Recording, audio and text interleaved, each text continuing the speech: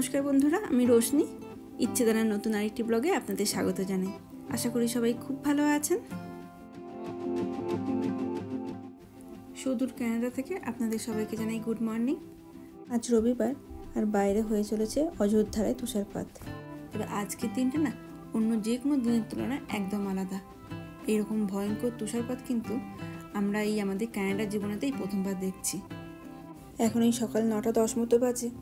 ঘুম থেকে উঠি আমি আর দেবাঙ্কন একদম তৈরি হয়ে নিচ্ছি, কারণ বাইরেতে যে যুদ্ধতে নামতে হবে তার জন্য তো প্রপার ড্রেস দরকার।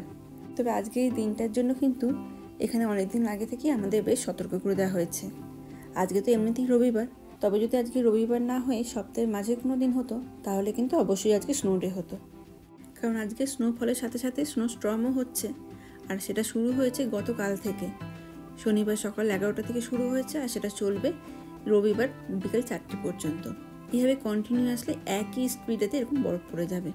তাহলে বুঝতেই পারছেন বরফের সীমাটা কোথায় গিয়ে পৌঁছাতে পারে। এই পরিষ্কারটা করতে আমি যে এসেছি এটা কিন্তু আমাদের আজকে 3য়তম। কালকে যখন বরফ পড়ছিল তখন বিকালে একবার, রাতে একবার, দুবার আমরা অলরেডি পরিষ্কার করে দিয়ে গেছি। কারণ আগের দিন আমরা যখন সারা রাত ধরে বরফ পড়েছিল তারপরে যখন সকালবেলাতে এসে পরিষ্কার করতে এসেছিলাম তখন যে কি কষ্ট হয়েছিল, সেখান থেকে শিক্ষা নিয়ে যখন একটু করে বরফ জমছে আমরা এসে পরিষ্কার করে দিয়ে যাচ্ছি। কারণ কালকে আর আজকে মিলে টোটাল 1.5 ফুট মতো বরফ পড়বে। তবে এই বরফ পড়ার উচ্চতাটা যে ঠিক কত সেটা তো আমরা খালি চোখে ততটা বুঝতে পারি না। তার জন্য পুরনো একটা ছবির রেফারেন্স দিচ্ছি। দেখুন বাড়ির সামনে গাছগুলো আগে পুরো ফাঁকা ছিল আর এখন একদিনে বরফ পড়ার মধ্যে প্রায় বরফের তলায় ঢুকে গেছে। আর লক্ষ্য করুন এদিকে আমাদের ফায়ার হাইড্রেন্টটা, ওটাও এখন হচ্ছে একদম বরফের তলায়। এর তো আর কোনো অস্তিত্ব এখন খুঁজে পাওয়া যাবে না। এখানকার বাড়িগুলো যেহেতু কাঠের, যে কোনো সময় একটা আগুন লাগার সম্ভাবনা থাকে, তাই এই ফায়ার হাইড্রেন্টে 2 মিটার পর্যন্ত কিন্তু সবসময় পুরো ফাঁকা রাখতে হয়, যাতে যখন দরকার তখনই সেটা ইউজ করতে পারি। কিন্তু এখন তো সেটার কোনো উপায়ই নেই। এখন আমাদের যেটা সবচেয়ে বড় প্রবলেম, এই বরফ কেটে বরফগুলো রাখার আর জায়গা পাওয়া যাচ্ছে না। আস্তে আস্তে এগুলো চওড়া হয়ে যাচ্ছে আর আমাদের মাঝখানে স্পেসটা কমে যাচ্ছে। আর বরফগুলো এতটাই শুষ্ক না, আমি 1 মুঠো বরফ ফেলছি তো 5 মুঠো বরফ পড়ে যাচ্ছে। আর তার সাথে বাইরে এখন তুষারপাত আর তুষার ঝড় দুটো একসাথে চলছে। তার জন্য এই বরফ পরিষ্কার করাটা যেন আরও চ্যালেঞ্জিং হয়ে গেছে। প্রত্যেক বছরে এখানে বেশ ভালোই বরফ পড়ে, তবে এবারে বরফটা যেন অন্যবারের তুলনায় বেশ বেশি। কারণ একটা সপ্তাহের মধ্যে অনেকগুলো তুষার ঝড় আসার জন্য বরফের পরিমাণটা অনেকটা বেড়ে গেছে। আর প্রত্যেকবার বরফের সাথে সাথে বরফ বৃষ্টিও হয়, তার জন্য অনেকটা বরফই গলে যায় নিজে থেকেই। কিন্তু এবারে যেহেতু কোনো কিছুই গলেনি তার জন্য পুরো বরফটাই রাখতে হচ্ছে পাশে, সেই জন্য কষ্টটা একটু বেশি হয়ে গেছে। এই দেখুন পাশের বাড়িও শুরু করে দিয়েছে, কারণ সবারই তো মনে একই আশঙ্কা, যদি সময়ে কাজটা না করা হয় তাহলে একেবারে অনেকটা কাজ করতে কিন্তু খুব কষ্ট হয়। এই মাটি কুপানোর চেয়ে কিন্তু বরফ পরিষ্কার করা আরও কষ্টের। যতটা পেরেছি আমার পক্ষে সম্ভব ততটা আমরা করে দিয়েছি, তবে এর থেকে বেশি এগুলো না হবেও না, কারণ কন্টিনিউয়াসলি বরফ পড়ছে তো কত পরিষ্কার করব। একদিকে পরিষ্কার করছে আর একদিকে হচ্ছে, আর তার মধ্যে আবার রাস্তার এখনও বরফ পরিষ্কার করা গাড়িটাও আসেনি। ওই গাড়িটা যখন আসবে তখন তো পার্কিংয়ের সামনেতে একটা মোটা বরফের বাঁধ করে দিয়ে চলে যাবে। সেই বাঁধ কাটতে কিন্তু আরও অনেক বেশি কষ্ট হয়। আর আজকের জীবন তো একদমই আমাদের গৃহবন্দী, আমাদের বাড়ি থেকে বেরোনোর কোনো উপায়ও নেই। আর গাড়ি ঘোড়াও তো চলছে না, দেখতেই পাচ্ছেন পুরো ফাঁকা। এখন যদি কোনো এমার্জেন্সিও হয় কী করে যে কী হবে কে জানে। এখন এই 11:30 মতো বাজে, হাতে বেশ কিছুটা সময়ও আছে। তার জন্য ভাবলাম আজকে একটু কাটলেট করি। যে কোনো মাছের ফিলে দিয়ে কাটলেট করা হয়, তবে এটা আমি করছি বাসা মাছ দিয়ে। তবে এই কাটলেট কথাটা শুনলেই প্রথমেই মাথাতে আসে ভেটকি মাছ আর বিয়েবাড়ির কথা, কারণ বিয়েবাড়িতে প্রথম পাতেই থাকতো এটি আর তার সাথে স্যালাড। যদিও এই রস থেকে আমরা বহুকাল বঞ্চিত। আমাদের এখানে যখনই কোনো এরকম পোলার ভর্টেক্স বা এরকম তুষারের ঝড় এইসবের সংকেত আসে, তার সাথে বেশ কিছু করণীয় অ্যাক্টিভিটি কথাও লেখা থাকে, কারণ এগুলো তো সবই প্রাকৃতিক দুর্যোগ, কোনো নিয়ম মেনেই চলে না, তাই আগে থেকে ঠিক কী হবে সেটাও বোঝা যায় না। তবে আমাদের দেশে যখন ঝড় বৃষ্টি হতো তখন যেরকম প্রথমেই মাথায় আসতো আমাদের কারেন্ট অফ হয়ে যাওয়ার কথা। যদিও এতগুলো বছরের মধ্যে কোনো দিন একটা সেকেন্ডের জন্য এখানে কারেন্ট অফ হয়নি, তাও যদি কখনো কারেন্ট অফ হয় তাহলে আমাদের প্রথমে যেটা মাথাতে আসে সেটা হচ্ছে তাহলে আমরা রান্না করবো কী করে।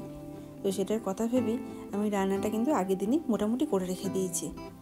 এবার আজকে এখন একটুখানি কাটলেট করব। আর এটা এমন একটা মুখরোচক খাবার যেটা এমনি খেতেও ভালো লাগবে, আবার ভাত দিয়েও খাওয়া যাবে। তবে এখনও পর্যন্ত আমাদের এখানে সবই ঠিক আছে। তবে তাও আমি ওর কথা মাথায় রেখে একটু চার্জার লাইট আমি রেখে দিয়েছি সাথে। প্রথমে মাছের পিসগুলোতে একটু লেবুর রস আর নুন মাখিয়ে রেখেছিলাম, আর তারপর এই পেঁয়াজ, আদা, রসুন, লঙ্কা, ধনেপাতার একটা পেস্ট করে এটা একটু মাখিয়ে রাখছি। এটা মাখিয়ে মোটামুটি 40 মিনিট মতো আমি ফ্রিজেতে রেখে দেবো।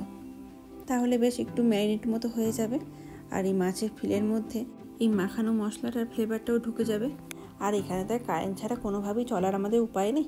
ইলেকট্রিক হিটার থেকে শুরু করে আমাদের গ্যাস সব কিছুই তো ইলেকট্রিক জিনিস, তো তাই কারেন্ট ছাড়া কিন্তু আমরা এখানে কিচ্ছু করতে পারবো না। আর সেই জন্যই যখনই আমাদের এই পরিস্থিতি অনুযায়ী কোনো ওয়ার্নিং আসে, তখনই বলে দেওয়া হয় যে কিছু শুকনো খাবার যেন আমরা কিনে নিয়ে আসি আগে থেকেই, যেমন জল, দুধ, পাউরুটি।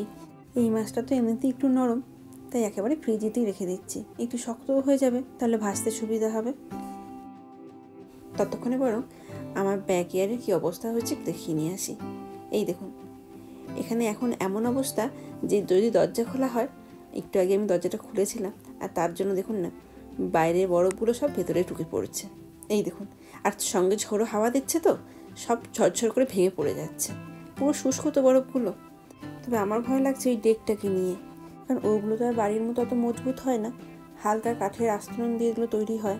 তাই যদি বেশি বরফের ভর পড়ে এই কাঠের ডেকটার উপর, তাহলে সেটা আস্তে আস্তে বসে পড়বে, মানে ভেঙে যাবে আর কি। আর ক্রমশ তো বরফের সাথে সাথে ঝড়টা দিচ্ছে, তাই একদিকে বরফটা চলে যাচ্ছে, কি জানি বেশ ভয় লাগছে। আর আমাদের এই দরজাটার অবস্থাটা একবার দেখাই, দাঁড়ান। এই দরজাগুলো না খুলতেই ভয় লাগছে, মনে হচ্ছে খুললেই বাইরে সব বরফগুলো যেন ভেতরে ঢুকে পড়বে। এই দেখুন কতটা অবধি স্তর হয়ে গেছে। এখন তো সেই বিকাল অবধি বরফ পড়বে, তখন এই স্তরটা আরও বাড়বে। আর সামনেটা দেখুন, ওই সাইডটা প্রায় যেন মাথা ছুঁই ছুঁই হয়ে যাচ্ছে। এখানে ঠিক কতটা বরফ হয়েছে সেটা জানার জন্য একটা স্কেলও নিয়ে এসেছিলাম, সেটা মাপার জন্য। কিন্তু এই বরফটা মাপতে গিয়ে দেখলাম এই আমার স্কেলটাই যেন হারিয়ে যাচ্ছে। থাক, পরে একটা বড় লাঠি নিয়ে এসে মেপে দেখব। আমরা আমাদের বাড়িতে আছি তাতেই যেন আমাদের কত অসুবিধা হচ্ছে, আর যারা এই সময় আবার ফ্লাইটে যাতায়াত করছে তাদের অবস্থা ভাবুন। এখন যে ভিডিওটি দেখছেন সেটা এখানকার টরন্টোতে যে ইন্টারন্যাশনাল এয়ারপোর্টটি আছে সেখানকারই ঘটনা। এই প্লেনটি আমেরিকার মিনেসোটা থেকে টরন্টোতে আসছিল, আর এরকম বাজে ওয়েদারের জন্য কীভাবে আগুন লেগে তারপরে আবার এই বরফেতে স্লিপ খেয়ে পুরো উল্টে গেছে। এই ক্ষেত্রে ঠাকুরের অশেষ কৃপায় ভেতরে কারোর কিছু সেরকম হয়নি। ইনজিওর্ড হয়তো কয়েকজনা হয়েছিলেন, কিন্তু সবাই এখন আপাতত ভালো আছে। আসলে যখন টিকিট কাটা হয় তখন তো আর জানা সম্ভব না যে সেই দিন কীরকম ওয়েদার রিপোর্ট আসবে। গন্তব্যস্থলে পৌঁছানো না পর্যন্ত যেন শান্তি হয় না ঠিক করে। এই যে এদিকে আমি ওই মাছটাকে বার করে নিয়েছি, বেশ কিছুটা জমাট বেঁধে গেছে, আর তার উপর থেকে একটু ময়দা দিয়ে দিলাম।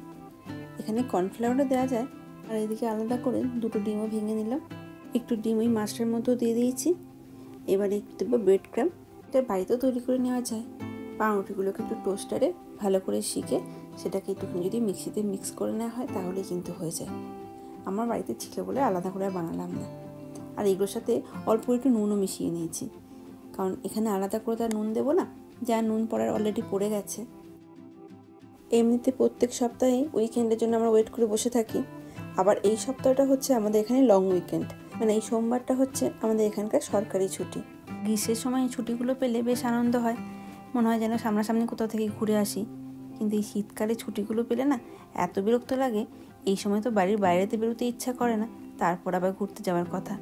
আর সকালটা তাও বা ঠিক আছে, কিন্তু বিকাল থেকে যেন আর বেরোতে ইচ্ছাই করে না। মিকুরি তো 2 দিন করে সপ্তাহে ক্লাস থাকে, সেই ক্লাসটাই শীতের সময়তে আমরা 1 দিন করে নিয়ে এসেছি, যাতে 1 দিন করে আমাদের কম যেতে হয়। পুরো হোমওয়ার্কটা ওনারা দিয়ে দেন, সেটাই বাড়িতে করে। এই যে এদিকে আমার মোটামুটি হয়ে গেছে। একটু বেশি মচমচে করার জন্য কাটলেটগুলোতে 2বার করে ব্রেড ক্রাম্বসে কোট দিয়েছিলাম, আর ডো কাটার দিয়ে একটু শেপ করে নিয়েছি। এবার লাল লাল করে একটু ভেজে নিলেই হয়ে যাবে। তবে এগুলো এয়ার ফ্রায়ারেতেও কিন্তু খুব ভালো হয়। আমি নেক্সট টাইম যখন করব তখন এয়ার ফ্রায়ারেতেই করব, কারণ তেল যতটা কম খাওয়া যায় ততই কিন্তু ভালো, আর স্বাদেরও কিন্তু খুব একটা পার্থক্য হয় না। এই তেলেতে ভাজার পর থেকেই সারা বাড়ি এত সুন্দর একটা কাটলেটের গন্ধে মোমো করছে, তার জন্য আর ওকে এই ভাত অবধি আটকে রাখা যাবে না। ছেলেরা ওর রান্নার মাঝখানে প্রায় 3-4 বার এসেছিলো দেখতে কি করছি। তাই ভাজার পরে ওদের দুজনেকে একটু টেস্ট করতে দিয়ে আসলাম। এই পেঁয়াজ, কাসুন্দি আর কেচাপ দিয়ে কিন্তু কাটলেট সবচেয়ে বেশি ভালো লাগে। এখন বাজে বিকেল 4:30। এই একটু আগে বরফ পড়াটা থামলো, তার জন্য বেরিয়ে চলে আসলাম আমাদের বাকি কাজগুলো কমপ্লিট করতে। আর তার আগে এই জায়গাটা একটু হেঁটে দেখছি। এই সময় না এখানে হাঁটাটাও কিন্তু বেশ কষ্টের। দেখুন কতটা অবধি পা ঢুকে যাচ্ছে। আর এই বরফ ঠেলে ঠেলে যাওয়াও কিন্তু বেশ পরিশ্রমের একটা কাজ। এখন আমাদের বাড়ির পাশে ফুটপাথ দিয়ে যাওয়ার থেকে রাস্তা দিয়ে যাওয়া কিন্তু বেশি ভালো, কারণ এই তো বরফ পড়া বন্ধ হলো, এবার আস্তে আস্তে সবাই বেরোবে আর রাত অবধি পরিষ্কার করা হবে। রাস্তাগুলো তো মিউনিসিপ্যালিটির গাড়ি এসে মাঝে মাঝে পরিষ্কার করে দিয়ে গেছে, তাই এখন রাস্তা দিয়ে হাঁটাটা কিন্তু সবচেয়ে কম পরিশ্রমের। আবার কালকে থেকে শুনছি এখানে নাকি পোলার ভটেস আসছে, মানে সামনের সপ্তাহটা পুরোটাই থাকবে প্রচণ্ড ঠান্ডা, মানে -20 ডিগ্রির নিচে। যাই এবার আসল কাজটা করি। এখন আমাদের এখানে কিছু থাকুক না থাকুক প্রত্যেকটা বাড়িতেই এই 4টে করে বরফের পাহাড় রয়েছে। আজকে এই পরিষ্কারটা করার পর সেই বরফের উচ্চতাটা আরও বেড়ে গেছে। দেখুন না, আমার থেকে এই বরফের স্তূপগুলো বেশি উঁচু হয়ে গেছে। আর আজকে যেটা বেশি অসুবিধা হলো, এই বরফগুলো না তুলে আমি অন্য জায়গাতে ট্রান্সফার করতে পারছি না। মানে এত উঁচুতে তুলতে গেলে বেশিরভাগই তো পাশে পড়ে যাচ্ছে, তো সেক্ষেত্রে আমাদের ড্রাইভওয়ের রাস্তাটা যেন বড্ড কমে যাচ্ছে। আসলে এই রকম অসুবিধা তো আগে কখনো ফেস করিনি, কারণ গত কয়েক বছর ধরেই এইভাবে তুষার ঝড়ও হয়নি। তাই যতক্ষণ এখানে তাপমাত্রা একটু বাড়ছে ততক্ষণ পর্যন্ত বরফের স্তূপগুলো আমাদের ঠিক এইরকমই থাকবে। আপাতত আমাদের যা পরিষ্কার করার কথা ছিল করে ফেলেছি। রাতে হয়তো আরেকবার আসতে হবে, কারণ এইখানকার রাস্তাটা তো দেখলাম এখনও ক্লিন করে দিয়ে যায়নি। ওটা আবার যখন পরিষ্কার করবে তখন তো রাস্তার সামনেটাতে আবার বরফ ফেলে দিয়ে চলে যাবে, সেটা আবার ক্লিন করতে হয়তো আসতে হবে। বাইরে এখন এতটাই ঠান্ডা যে হাত পা যেন সব জমে যাচ্ছে। মনে হচ্ছে বাড়িতে গিয়ে একটু গরম কফি হাতে হিটারের সামনে গিয়ে বসি। আজ তাহলে আমার ভিডিওটা এখানেই শেষ করছি। কেমন লাগলো অবশ্যই জানাবেন। যদি ভালো লেগে থাকে লাইক কমেন্ট করে দেওয়ার জন্য অনুরোধ করে রাখলাম। ভালো থাকবেন, সুস্থ থাকবেন। আবার দেখা হবে পরবর্তী কোনো ব্লগে।